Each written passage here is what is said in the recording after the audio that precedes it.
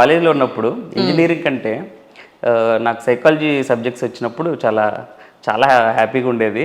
ఆ క్లాసెస్ అన్నీ నాకు నోట్స్ చదవకపోయినా అర్థమైపోయాయి అనమాట. సో అలాంటప్పుడు ఐ ఫెల్ట్ లైక్ ఇది ఒక good combination of our optional subject.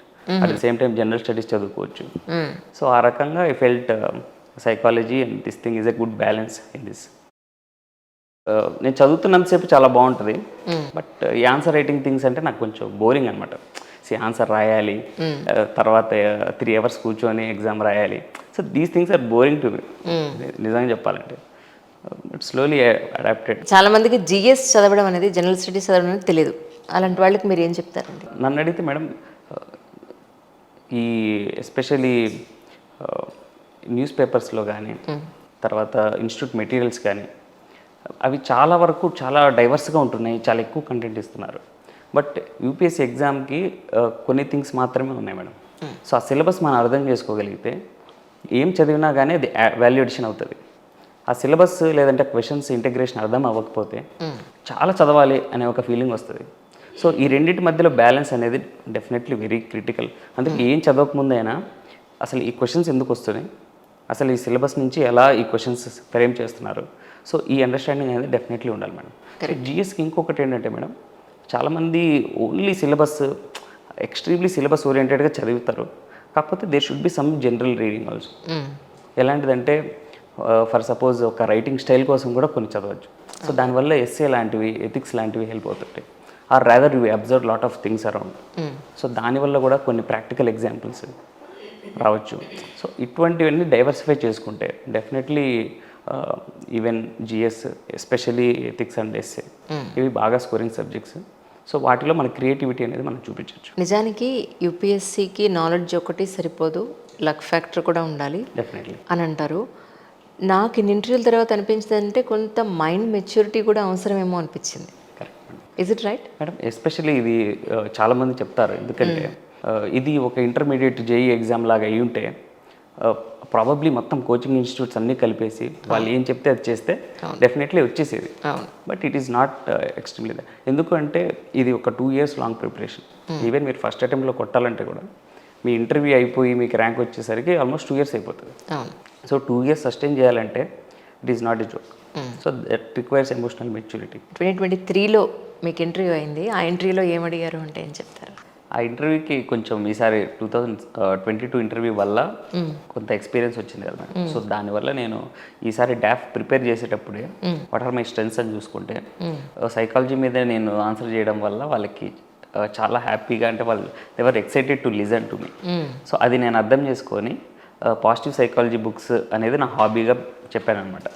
So వాళ్ళకి ఫస్ట్ క్వశ్చన్ వస్తుంది, ఏంటి పాజిటివ్ సైకాలజీ ఏంటి, ఏదో క్రిమినల్ సైకాలజీ. చాలా ఇంపార్టెంట్ కదండి, మీ స్ట్రెంగ్త్ ఏంటో తెలుసుకొని డాఫ్లో దాన్ని పోర్ట్రేట్ చేసుకోవడం అనేది చాలా ఇంపార్టెంట్. Special point.